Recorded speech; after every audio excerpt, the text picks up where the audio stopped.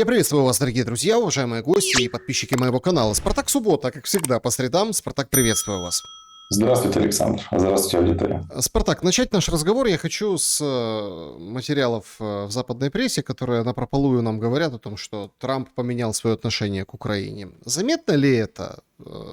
Как считывать вот эти сообщения? И, это вот самый, наверное, важный недостающий пазл для формирования перемоги, о которой сейчас не говорит только ленивый из голов Геббельса.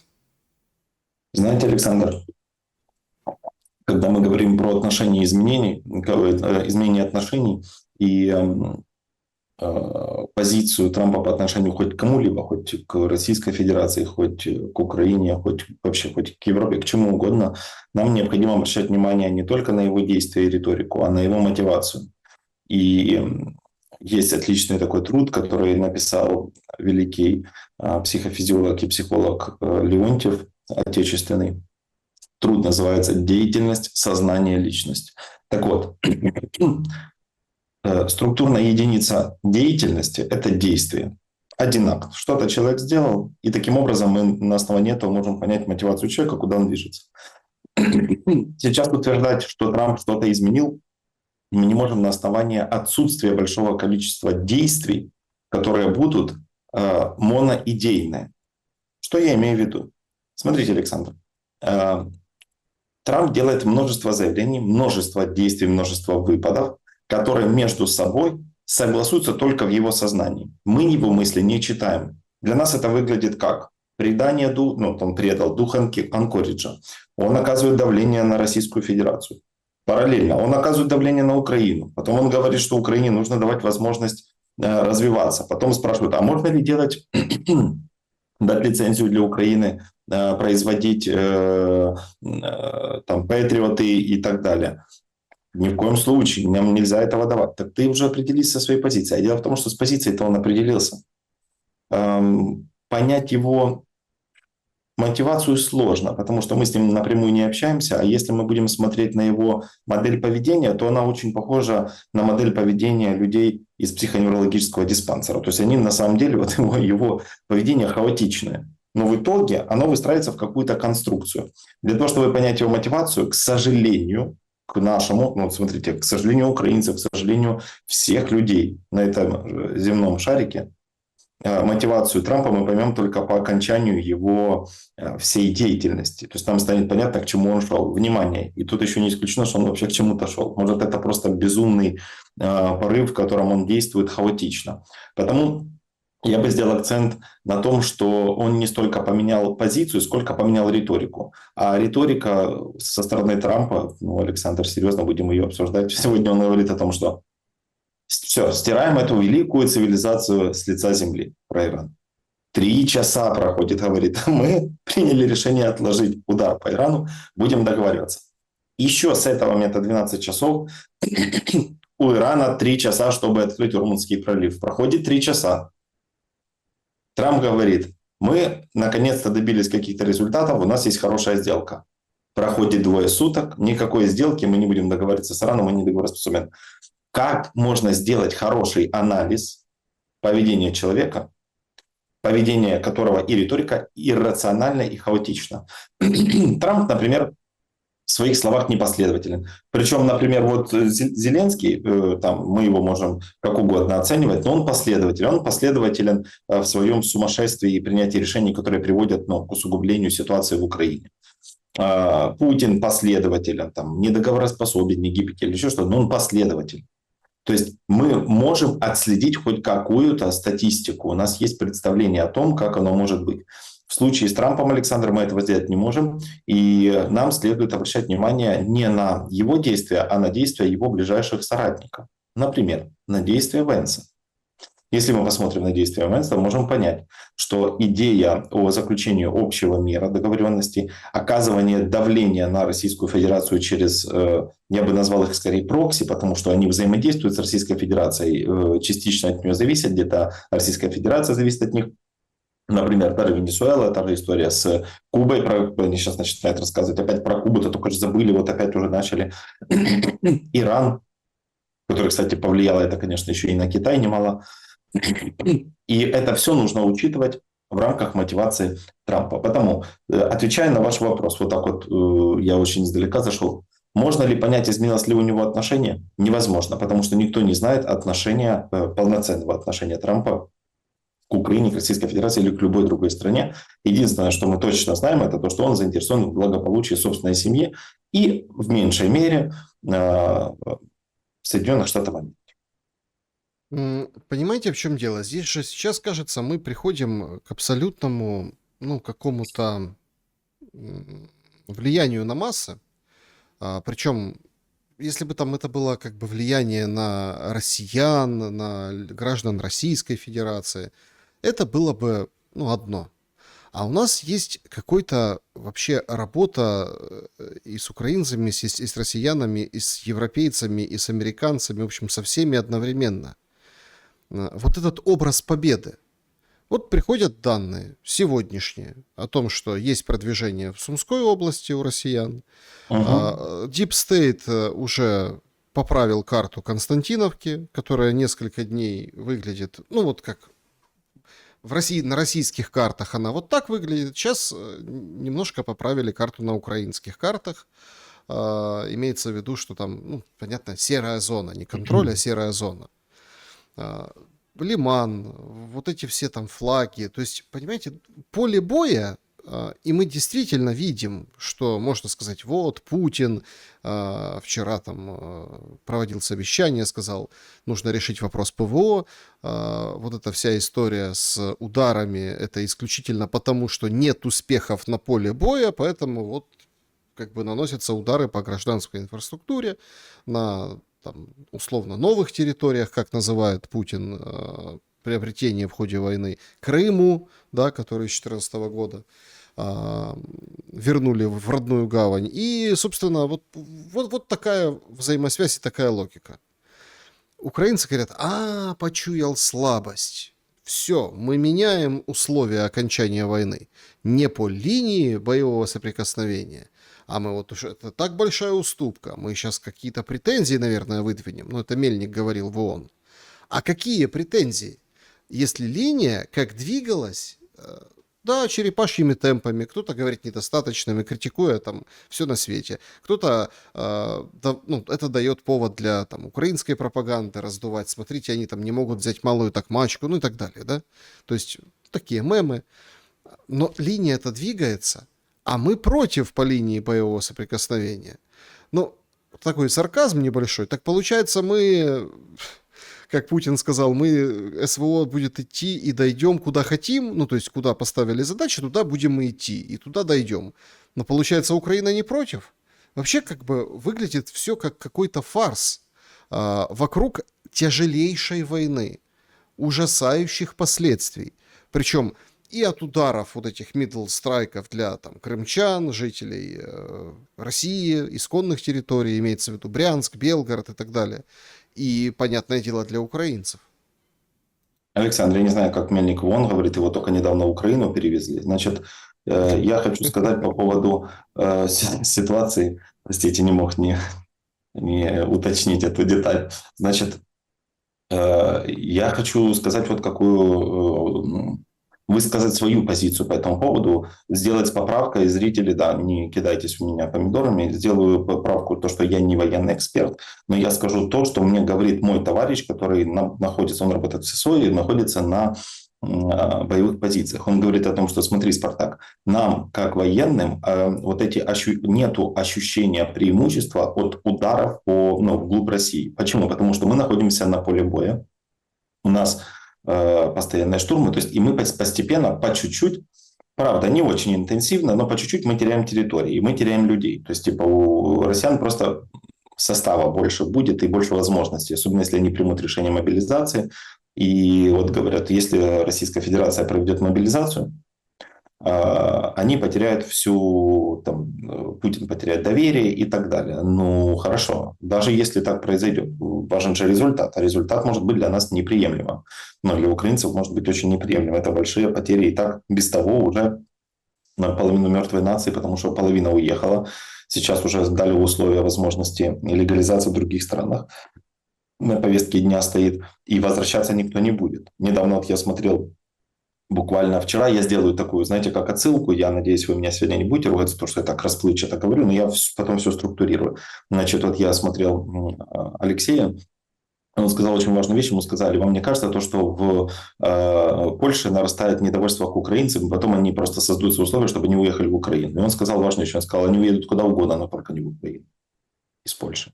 В Украину уже никто возвращаться не собирается, особенно на основании того, что после окончания войны никакие границы открываться не будут. Нету доверия не просто к этой власти, нету доверия к власти в Украине в целом. И неважно, кто туда придет. Туда может прийти хоть самый порядочный человек. Неважно, это хоть опять-таки Арестович, Мураев, кто угодно придет туда, антизеленский. Хоть кто бы ни пришел, доверия просто нету. Люди хотят строить, исходя из позиции стабильности, даже если это будет сложно, и платить колоссальные налоги, но жить спокойно и знать, что завтрашний день будет реализован нормально. Значит, по поводу ситуации, по поводу того, что там не хватает ПВО Российской Федерации, да, Россия большая, и это один из недостатков сейчас ведения войны. Раньше об этом думали как? Что война за территории предусматривает перспективу для государства, которое получает эти территории. Сейчас это стало слабым местом. Попробуй защитить эти большие территории, потому что никто в момент, когда эти территории захватывались, не думал про войну дронов. Сейчас это становится более сложным. Но что замечают военные на поле боя, это то, что говорит вот мой товарищ, и то, что говорят некоторые знакомые, которые работают в полиции, но которые, знаете, есть полицейские, которых отправили на фронт, тоже держу в курсе, есть и такая ситуация. И вот они говорят о том, что, Спартак, пойми, мы понимаем политическую структуру, которая сейчас у нас во власти, мы понимаем суть того, что говорится, но мы вот этих успехов удара по НПЗ не ощущаем. У нас люди как умирали, так и умирают. У нас, как бы эта ситуация не меняется, а успехов на поле боя нет. Потому чем бы ни велась война, на земле все решается пехотой. Это первое. Второе. Да, России будет крайне тяжело. Сейчас мы видим нехватку топлива. Есть большая вероятность потери контакта с Крымом. Крым станет, как вы обсуждали недавно в своем эфире, станет неподъемным финансовым грузом для Российской Федерации. Но Украина, смотрите, мы обращаем внимание на то, что в России сейчас тяжело в этом плане, но Украина, давайте вернемся к Украине, Украина в значительно хуже положении ситуации. Да, дронов много, это единственное сейчас преимущество, то, что мы бьем туда, куда есть бить. А просто по Украине уже бить не почему. То есть просто уже ничего не осталось. А то, что сейчас починили, вот благо у меня есть приятельница, очень близкая моя знакомая, которая работает в энергосистеме, она занимается переключением питания, то есть она инженер, и она занимается переключением питания между секторами. И она говорит: Спартак, сейчас если куда-то прилетает, то у нас просто у нас нечем переключать. Говорит, а те скандинавские блоки, которые нам дали, они не подходят под наш вольтаж, и вообще они не подходят ни под что. То есть нам некуда их ставить, потому что, чтобы поставить новые энергоблоки, которые позволяют по энергоснабжению решить проблему, нам необходимо менять абсолютно все. Нам их дали, но они для нас не подходят. Это, знаете, как вы говорите: пойди купи батарейки в пульт. Человек приносит батарейку, но не пальчиковую, вот эту толстую. Она туда не заходит. Или кромку приносит. Она не заходит. Батарейка есть? Есть. Есть ли электростанции? Конечно, есть подстанции. Их полно. Они не подходят. И в этом-то и проблема, что приходится сейчас решать проблему на перспективу. Давайте подумаем так вот немножко стратегически. Если война продолжится, а я, например, в отличие от многих спикеров, не считаю, что закончится война в ноябре. Если война продолжится, она продолжится.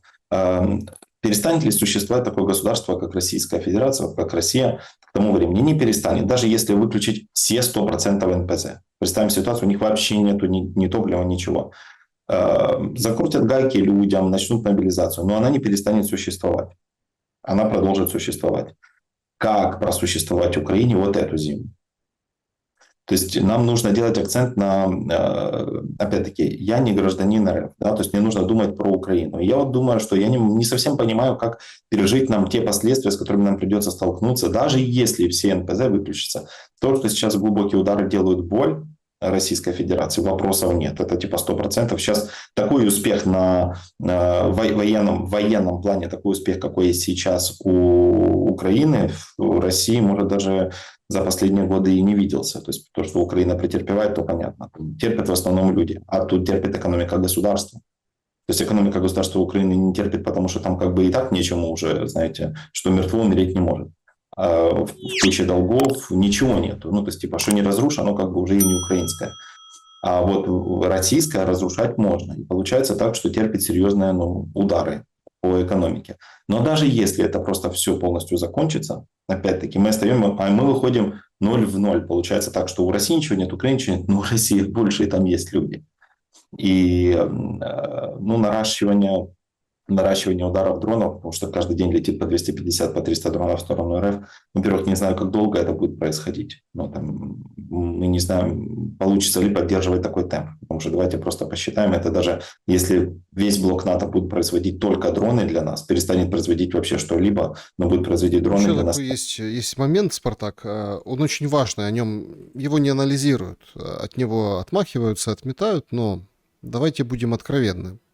Украина — это полигон испытаний тех или иных решений, в том числе военных, в том числе и таких управленческих, менеджерских и так далее.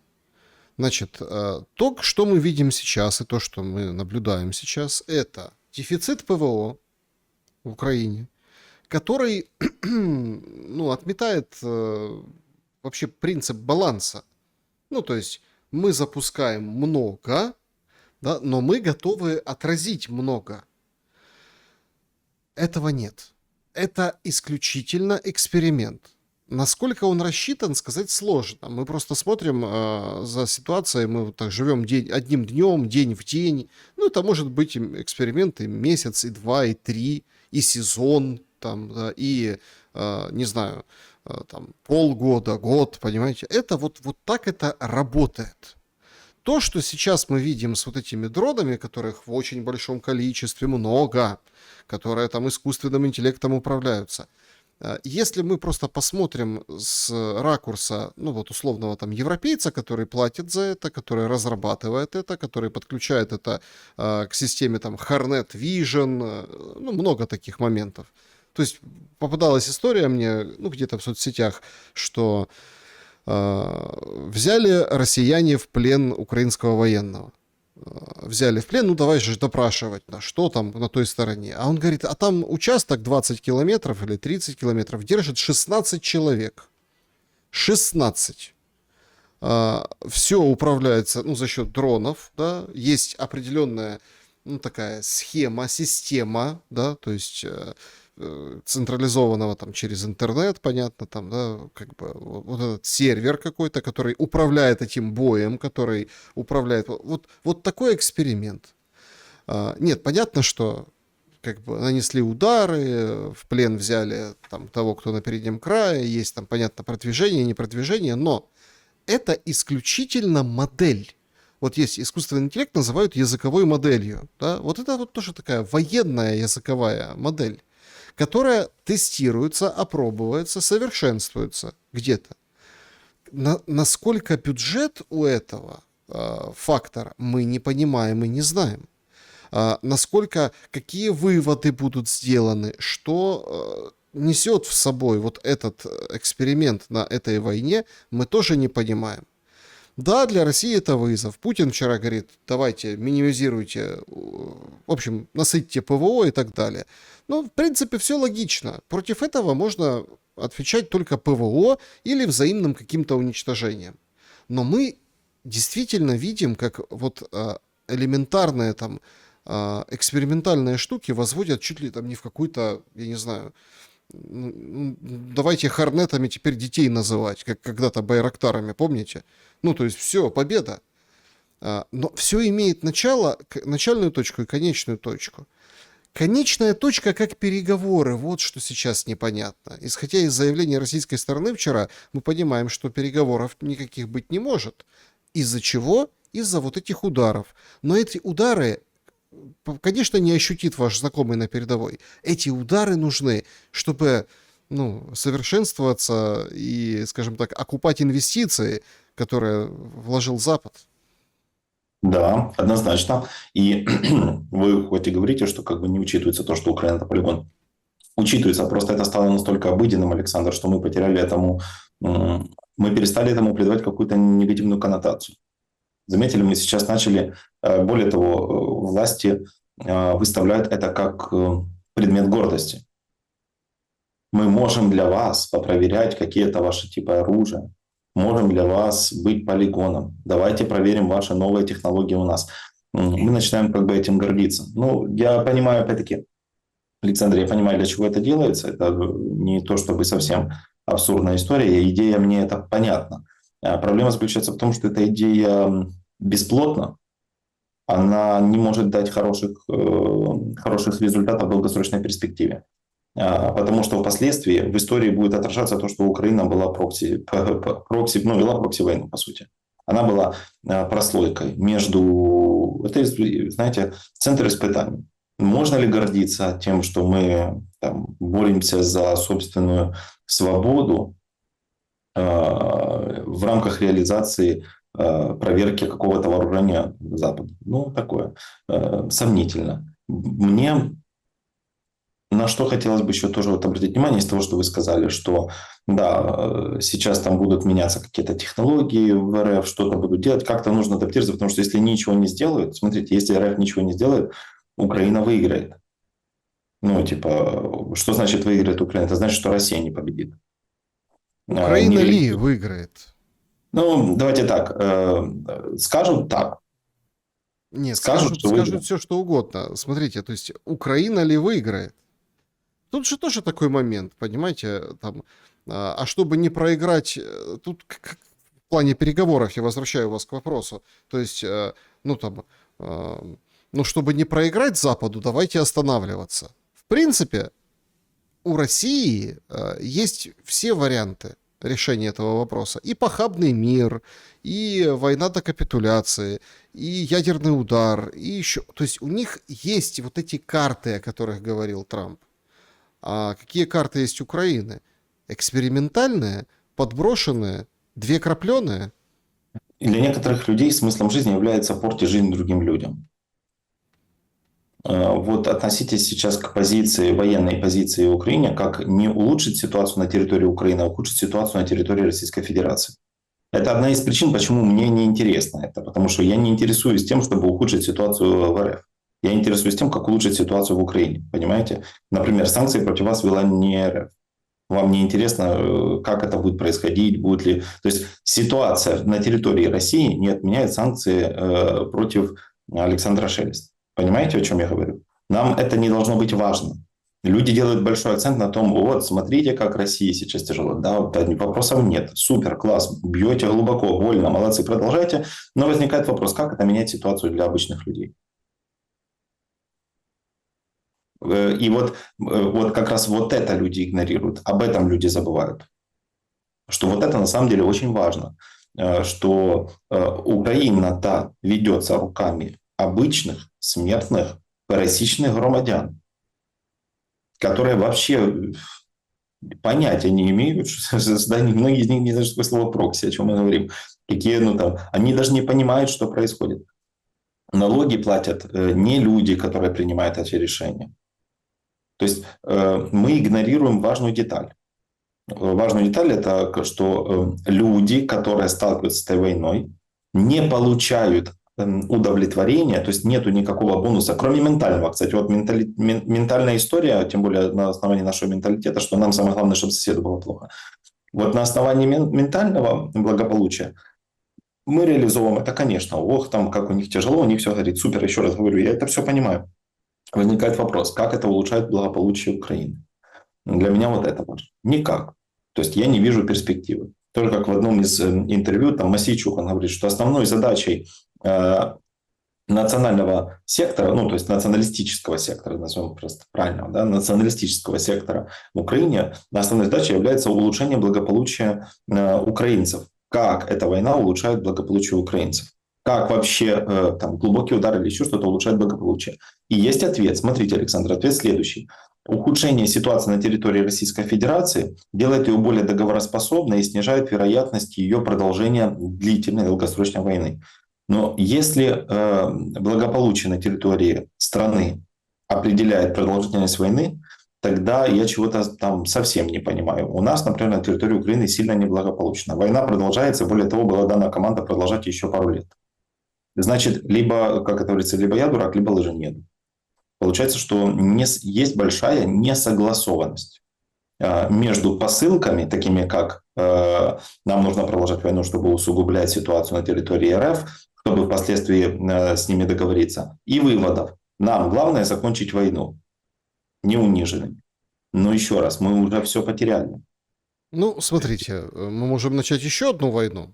С Беларусью? Как вы думаете, ультиматум Зеленского, который он выдвинул, и который заканчивается вот сейчас, одни считают 3 дня, другие считают 2 дня, ну, потому что там, когда впервые он об этом сказал, как, ну, не то, что как будет подаваться. Подадут-то примерно, я даже понимаю, как. Он, Зеленский, над этим оправданием этих ударов по Беларуси, в общем-то, давно уже провел эту работу. И он качает Беларусь давно. Это все заметили. Даже в новогоднем обращении, там, «Хай живе Беларусь», говорит. И тут не в Тихановское дело. И тут, понятное дело, что там оппозиция, которая от Тихановской, там приехал Латушка, передал Сибиге отчет на 30 страницах, а в этом отчете написано, что Лукашенко готовит прям вот вторжение со стороны Беларуси, то есть армию задействует против Украины. И вот это все принимается, тиражируется, публикуется. То есть как подать, они найдут. Но что это поменяет? Какие бонусы для себя извлечет режим Зеленского? Потому что, насколько я понимаю, но это ведь делается не просто так. Вот если взять и влезть в шкуру конкретно там офисников, имеется в виду президента Зеленского, да, офис президента, и конкретно Зеленского, да, то есть вот видимо, какие-то маячат выгоды. А я вот хоть расшибись, не понимаю, какие, ну, разве что какие-то там тайные, может, кто-то денег подбросит или что-то такое очень неочевидное. Потому что даже, ну, там, дураку понятно, что плюс 1000 километров, 1080 километров к фронту, но это провал. Если мы говорим по меркам фронта, абсолютно согласен, но идея заключается в том, чтобы продемонстрировать неспособность Российской Федерации защищать собственные территории, и как следствие на фоне этого отсутствие необходимости захватывать новые территории и помогать Российской Федерации в этой истории. То есть, значит, нам нужно до конца защищать Украину, потому что это как будто бы репутационно лучше. Люди обращают внимание еще на репутацию в этом плане. И да, я понимаю, ну, мотивацию людей в офисе. Это вопрос легитимности власти и вопрос заработка денег. То есть там нет каких-то сложных материй. Сложные материи, которые есть там у людей, и давайте так, те люди, которые к сложным материям имеют какое-то отношение, они постоянно мечутся от одной позиции к другой, потому что они не понимают, какую позицию выбрать для того, чтобы продавить интересы граждан. Ну, то есть люди, которые в этом заинтересованы, и люди, которые находятся у власти, но они не способны нормально на это повлиять. У них просто недостаточно сильная позиция, это первое. Второе, их не особо, не шибко слушают в офисе, потому что они могут предложить что-то хорошее. Мне говорят, хорошо, я понял, как мы на этом заработаем? Они говорят, так, подождите, мы поможем людям. Они говорят, да нет, это все, конечно, прикольно, так а заработаем мы как? Потому люди в офисе президента заинтересованы в заработке и в удержании власти. Опять-таки, даже если легитимность под вопросом, удержание власти. Власть легитимна до тех пор, пока у тебя есть потенциалы. Потенциалы использовать эту власть у них есть, значит, они ее считают легитимной, значит, технически она рабочая. Потому это то, что их интересует, они на этом делают большой акцент, и я считаю, то, что у них это получится, потому что я пока не вижу прецедента для того, чтобы не получилось. Получится что? Получится удержать эту власть путем продолжения боевых действий. Все. Глубокие удары – это демонстрация того, что можно продолжать. Смотрите, какая интересная история. То, что получается бить вглубь России, это не просто причинение вреда, это легитимизация идеи, подтверждение идеи о том, что мы должны продолжать, вы должны нам помогать и давать деньги. Видите, как мы можем? А это приводит впоследствии только к чему? Это приводит к эффекту невозвратных издержек. Я уже об этом рассказывал. Это еще имеет такой эффект, называемый иррационального усиления. То есть получается, чем больше мы тратим усилий для того, чтобы воевать, тем для нас сакральнее и ценнее потери, потому что мы же уже столько потеряли, мы же уже столько воюем, нам нужно продолжать. Нам нужно вот это продолжать. Но происходит вот это вот лицемерие. Еще раз, я не против лицемерия. Сразу скажу, что я не против двойных стандартов, лицемерия, потому что это определяется силой. Но если у тебя есть сила, ты можешь себе позволить что угодно. Получается как? Тут же какое лицемерие срабатывает в рамках нашей власти, в рамках Украины. Лицемерие заключается в том, что мы должны воевать, потому что мы должны заработать свободу. Потом, получается, все отказываются. Смотрите, есть какая связь. Отказываются от вот этого ордена Орла. А потом впоследствии соглашаются в кулуарах, соглашаются больше не называть ни УПА, ни... Вообще, смотрите, пропала тема УПА. Вы заметили, что перестали восхвалять эту историю? Ну, не заметил, как бы официально, подождите, Смотрите, официально название было, да, никуда оно не делось, ее не никто, делось. ну, как бы не Нет, отменил. его оставили, его не могут убрать, потому что если сделать такой шаг назад, то это будет признак слабости. Но они пообещали больше не делать новых. Это очень важно. На самом деле это важно. И они больше не будут восхвалять УПА. Посмотрим, кстати, сейчас, что там вернут на земли там, Бандеру и других там, скажем так, наших супер-мега-героев.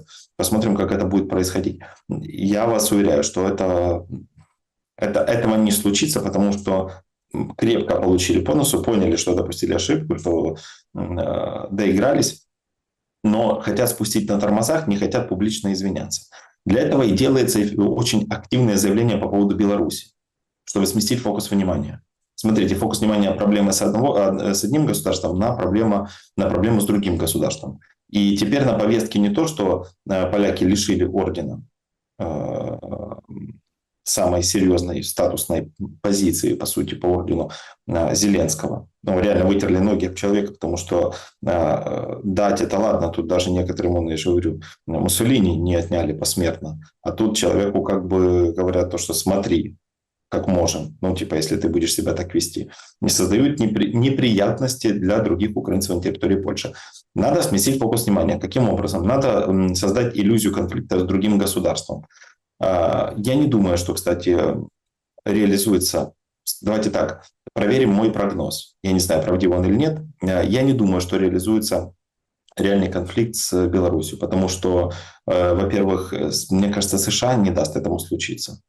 И даже самой Британии это не особо выгодно. То есть нет смысла в этом конфликте с Беларусью. Это будет выглядеть как нарванный подросток пытается всем продемонстрировать, что у него есть какая-то сила, что-то там у него есть, и он начинает уже зазнаваться. То, что он избил какого-то там человека, который ему просто доверял, это не значит то, что он сможет избить человека, который защищается другими людьми, у которых нет доверия к нему, которые являются марионетками, которые делают тебя марионеткой. Потому я не думаю, что на Беларусь будет какое-то нападение. Но дерзкие выпады вот эти, это в который раз говорит о том, что у нас нет дипломатии и как следствие нет легитимности.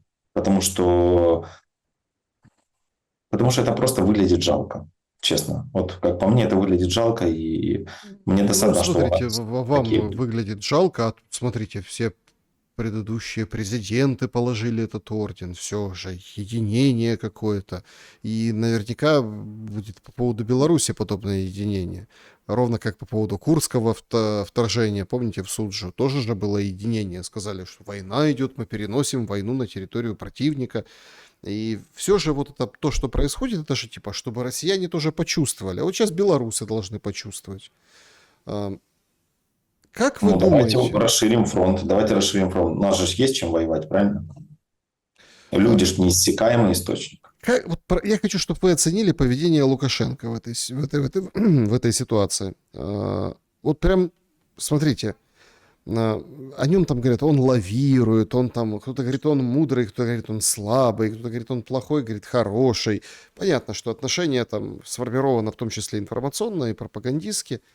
Но давайте оценим поведение. Потому что вот вот если так вот мы видим Трампа, да, который у него 7 пятниц на неделю, говорит, все, Иран на канатах, ему там запретили от Конгресса, да, производить действия по Ирану. То есть, и у него там, вы правы, 7 пятниц на неделе. Но Лукашенко ведет достаточно последовательную игру.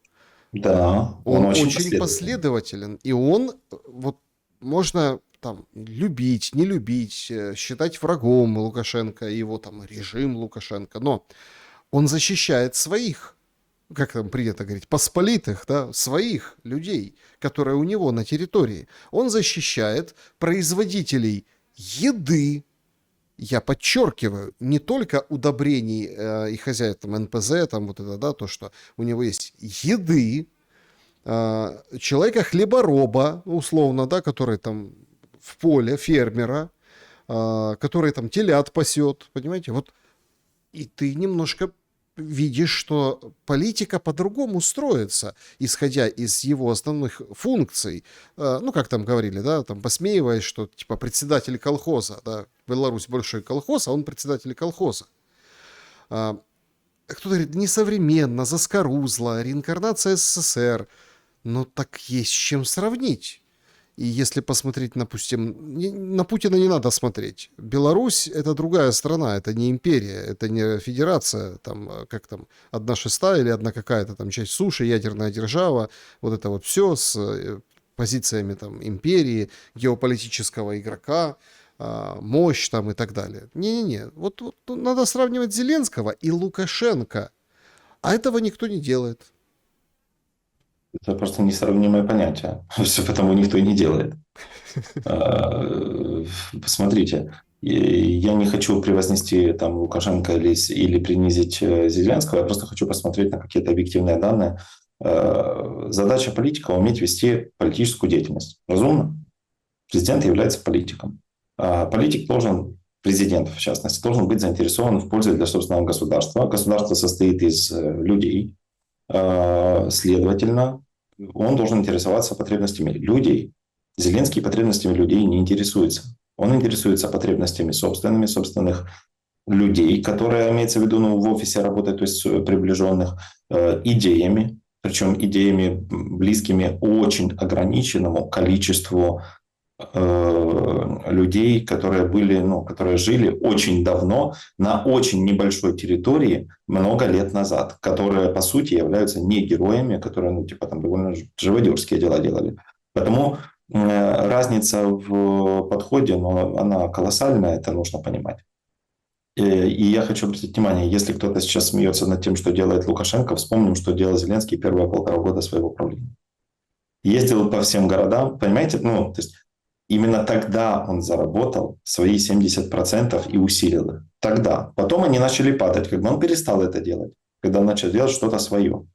То есть, почему люди это игнорируют? Забыли или что? Зеленский же ездил по всяким заводам, во всякие шоурумы. То есть, еще раз, давайте будем тогда последовательными. По поводу Отвечу вам на ваш вопрос, очень хороший вопрос, как можно проинтерпретировать действия Лукашенко. Их можно проинтерпретировать и как слабость, и как ограниченность, и как, наоборот, силу, как угодно. Мы смотрим на эффективность. В Беларуси пока войны нет, хотя она очень близка к РФ. Могла бы сразу, они умеют между капель. Это важно. Второе, они гибкие. Они гибкие. Этого очень не хватает многим государствам. Этого не хватает даже, давайте так, то, что не хватает Российской Федерации и Украине, то понятно. Не хватает многим другим государствам. Они гибкие. И гибкие именно благодаря тому, что человек, который у них находится в власти, умудряется это все пропетлять. Возможность признать свою неправоту, принести какие-то извинения, люди интерпретируют как слабость. Посмотрим, как мы будем это интерпретировать, когда Зеленский будет извиняться. Потому что это же тоже как будто бы неизбежно. Понимаете? Посмотрим, Это вопрос времени. будет ли Зеленский извиняться, дойдет ли до этого. Понимаете, тут очень важная мысль и очень важная тема, к которой мы подошли, исходя из вот этого сравнения Лукашенко и Зеленского, это природа власти. Война неотделима уже от власти сегодняшней в Украине. Бесспорно, это как можем принять за аксиому. Однако, выходит вот эта вот подруга Ермака, а еще немножко Тимошенко и Коломойского, Мария Тихая, и рассказывает, как она стропонила какого-то министра за деньги. Секунду, подождите еще раз. Это мне показалось, что что-то не понял. Еще раз. Выходит... Ведьма Мария Тихая. Да, и рассказывает, что она... Что она, да. То есть ей платили деньги, некие... Так сильно, что человек аж забыл язык английский, наверное, или нет? Некий, скажем так, с искусственным мужчинозаменителем, так сказать, удовлетворяла радости, скажем так, какого-то министра. Или там уровня министра. Она, понятно, не называет ничего. ей за это платят деньги, ей предлагали кто-то даже вот с каких-то левых аккаунтов, ну, какого-то там верха, и она прям обалдела. Ей предлагали заплатить, и она могла гадить в прямом смысле слова, испражняться Да-да-да. на лицо в порыве этой страсти. И это о власти в воюющей стране, Я где... вообще не верю, что мы это обсуждаем. Да, представляете, насколько, ну, вы сейчас осознаете масштаб? Это, это просто невероятно. Какой там остров Эпштейна, я вас прошу. У нас он тихое все делает. Потихой, так сказать. И вот, ну, видите, Тихое заставляет министра быть громким, скажем так. но на самом деле это ведь очень важный вопрос. Это, кажется, казалось бы, какая-то, ну, фу, что это? Но это же нам раскрывает природу власти. Природу власти. Как бы вы Александр, ее охарактеризовали в Украине? вы говорите, сейчас это типа звучит как «фу, что это?», а потом наймут 1000 Геббельсов всяких.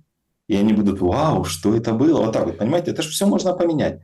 Главное создать условия и сказать о том, что смотрите, вот настоящий, вот мы победили. Знаете, какая будет ошибка последовательности? Люди будут считать, что если произошло после, значит произошло вследствие.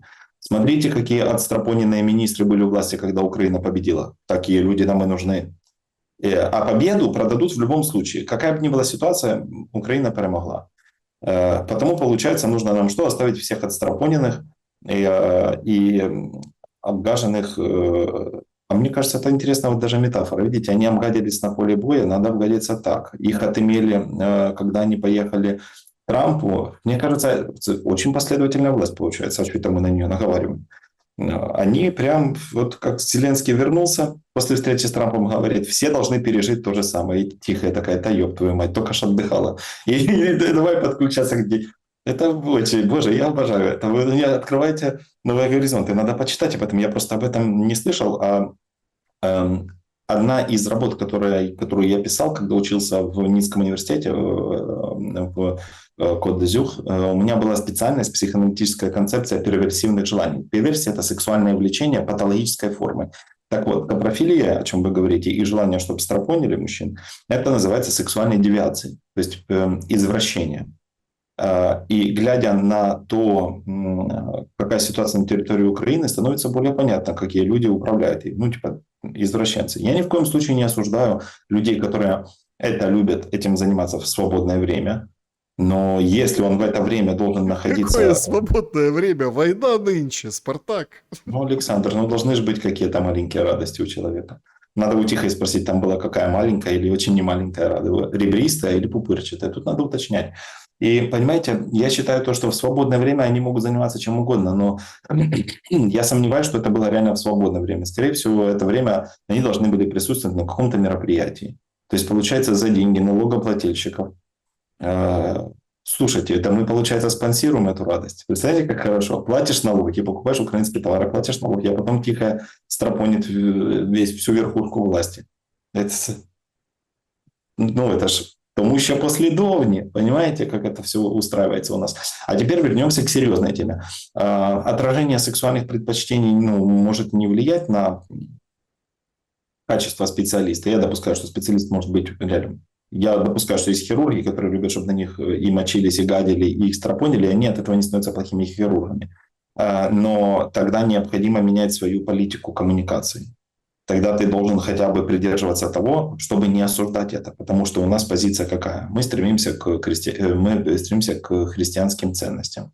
Мы делаем вид, что нам не плевать на лавру, которую топтали и пинали в течение последних 4 лет. Мы стремимся к тому, чтобы называть поступки каких-то других государств, я не говорю даже Российской Федерации. Там, в принципе, сейчас в связи с этим орденом называют антиполитическим, странным и нечеловечным решение лишить президента ордена. То есть, если мы говорим уже об этом, нам нужно тогда опираться на собственное представление о человеческом, человечном и правильном. А у нас этого представления нет, оно искажено. Если мы стремимся к тому, чтобы наша позиция публично была разумной, нам необходимо выстраивать хорошую коммуникацию между народом, во-первых, внутри народа, ну, чтобы разные фракции поддерживали друг друга, и между народом и властями. Ну, если министры принимают решение ощутить то, как себя чувствует народ путем страхона, то, в принципе, да, понятно. Но это же не отражает реальную проблему. А проблема заключается в чем? Александр, война не заканчивается. Ё-моё, когда она закончится? Да вы можете там друг друга потом пересношать, хоть поубивать, хоть мочите себе на лица в позе березки. Сделайте что-нибудь с этой войной. Есть хоть какие-то подвижки в эту сторону? Я не наблюдаю этого. И ладно, можно сказать, что Спартак, ну ты же не военный эксперт. Ты в данный момент к политике не имеешь никакого отношения. Ну, там психиатр себе, занимайся своими делами. Но я не вижу, даже просто как человек, я громадянин Украины, я не вижу последовательности в этих решениях. А, Какая-то история, кстати, что-то с Миндичем там, да, немножко подзатихло, не решается проблемка. Никто до сих пор не может сказать, кто такой Вова. Понятно, президентская неприкосновенность, я с этим всем согласен. Но хотя бы мы можем держать в голове, что это произошло, что такое было, что это нельзя забывать.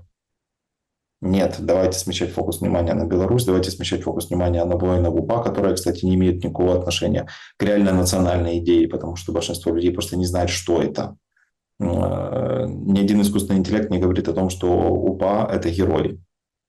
Ни один архив не говорит о том, что УПА – это герои. Никто не говорит о том, что это герои, кроме людей, которые не имеют никакого отношения к истории. Историк, смотрите, я посмотрел интервью Мосейчук, Наталки Мосейчук, с одним историком, я не помню, как его зовут. Яневским, да, который говорил, что Бандеру надо вычеркнуть, забыть. Вот Да, это говорит, вот, забудьте вы его. И это говорит историк проукраинский человек. Говорит, забудьте его, потому что что? Потому что он не имеет отношения к украинской национальности. Ну, национальной идее.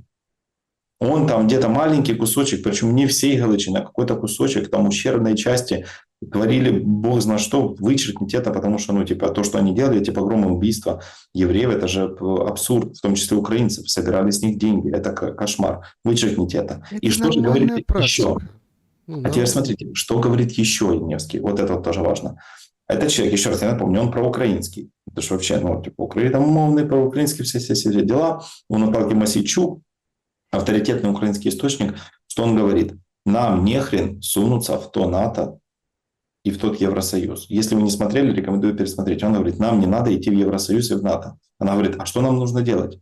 Он говорит, а мы должны строить отношения с соседями. И она говорит, со всеми соседями. Говорит, мы можем плохо относиться к Российской Федерации. Там такая вот история, то, что, скажем, мы можем относиться плохо к Российской Федерации, но она сильная, большая, агрессивная, огромное государство. Мы не можем с ним не считаться. Мы можем это не любить, но мы вынуждены все-таки договариваться и не злить медведя. То есть не сердить это. И это говорит еще раз про украинский историк, который, ну, авторитет в этом вопросе. УПА – это не наша история. Нам нужно это забыть. Бандера, вы его вычеркнуть. Нам нужно договариваться с соседями.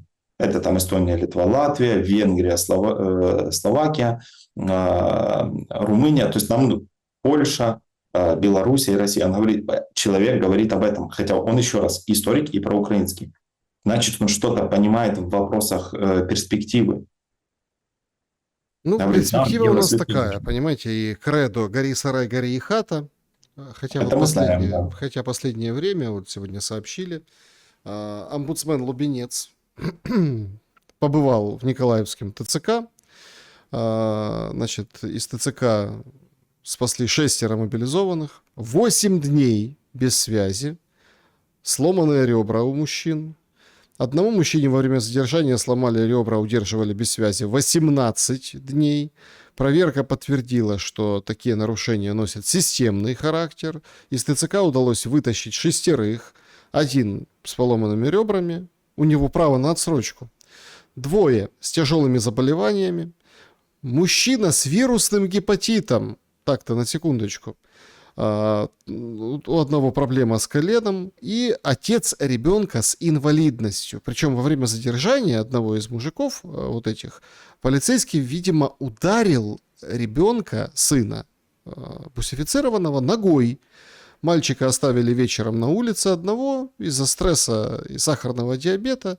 Ребенку стало плохо во время этого момента. И вот как бы Лубенец об этих историях, собственно, сообщает нам. Ну, это российское ИПСО, мне кажется, Так какое-то. вот, то, что вчера было российским ИПСО, понимаете, сейчас вот материалы омбудсмена, человека, как бы призванного защищать права человека в Украине. Так, а где об этом говорится, кстати? Это кто написал? Омбудсмен на его А, сайте, на его омбудсмен. ресурсах, Ну, да. а какие-то средства массовой информации? Ну, понятно, что омбудсмен написал, и средства массовой информации как бы рассказали, ну, какие-то новостные ленты, издания, каналы, да, потому что рассказал омбудсмен. А, Но все уже забыли, что там говорили, что это Луганск фильм и так далее и тому подобное. Более того, все сводится к тому, что вот этот Федоров, а там же как Гетманцев, он же не любит Федорова, и он говорит, что Мария Тихая это с ним делала, вот с ним, все на свете. С Там, Федорова? да, ну там, ну это как вот, это он так намекает, ну понятно, может где-то шутка, где-то сарказм, где-то полушутка. Сейчас вообще, если кто-то, какой-то из министров вам не нравится, всех отправляйте к Марии Тихой, понимаете, это, ну это как бы, это опубличено, эта вся история. Но все четко как бы осознают, ты попадаешь в ВСУ, ты попадаешь в рабство. То есть демобилизации никак не будет. Это все там заменят каким-то, может быть, большим отпуском. Дальше. То есть зарплаты, вроде как все говорят, повышают, но денег где взять до сих пор не понимают. То есть военных кинули еще и на деньги. И, соответственно, зреет очень такая патологическая ситуация. Обстановка очень как бы кошмарная в этом отношении, и понятно, почему люди туда не хотят идти, но их туда силой запихивают, засовывают, еще и издеваются. И, судя по всему, раз война не заканчивается, а мы видим основной мейнстрим, и вы так считаете, что до ноября нет, да, то есть будет дальше, то еще больше людей будут туда засовывать. Как выйти Получается, из да. этого, ну, как бы порочного круга? Ну, тут выход, который вижу я, это только заканчивать войну, потому что не будет смысла такой жесткой мобилизации. Но, понимаете, если заканчивать войну, то как только война заканчивается, Конституция снимается с паузы и накатывает огромное количество последствий. Я не представляю, сколько времени придется судам обрабатывать все эти запросы, начиная от незаконной мобилизации и заканчивая вопросами, типа поднимать вопрос по поводу, что там, кстати, по санкциям, ребята, давайте разберемся, почему введены против украинцев и так далее. В общем, не понимаю, как это будет, не понимаю. Мне кажется, то, что война не закончится до, я не знаю, я думаю, еще год минимум, потому что показывается потенциал. Воевать можно. Вот показывают, что можно воевать. Ну, а почему бы этого не делать? Потому что если остановить войну, то деньги закончатся. И закончится правление. А очень не хочется сталкиваться с этими последствиями. При этом сейчас, кстати, так вот сказать, если, допустим, не Зеленский, то кто? Знаете, вот сейчас говорят, якщо не Зеленский, то кто? Честно, среди тех, кого вы предлагаете, это может быть и правда никто. Но как только заканчивается правление Зеленского, переходит хотя бы там в Верховную Раду, да, как оно заканчивается, возникает такой люфт по времени, когда можно вернуться тем, кто может предложить свою персону. И тогда уже будет какая-то альтернатива. Но до этого этапа я не вижу альтернативы не потому, что как будто бы Зеленский хорошо, а потому что просто никто не создал условий, сделали так, чтобы никакой альтернативы не было. Всех убили. Ну, я говорю, не физически, ну, кто-то и физически умер, но убили просто публично, убили информационно, убили финансово, санкциями задушили. Потому это все лишь вопрос времени, когда закончится, но, к моему сожалению, это не выглядит так, что это закончится скоро. Спартак Суббота был моим собеседником сегодня. Я благодарен за время и мысли. Спасибо большое, Александр. Интересный эфир получился. Вы мне сегодня таких, знаете, пищи для размышлений понакидывали. Напишите, о чем думали вы во время эфира, уважаемые зрители, да, с чем согласны, с чем нет. Если что-то добавить, добавляйте в комментариях. Подписывайтесь и, самое главное, берегите себя. Добра и света. Увидимся.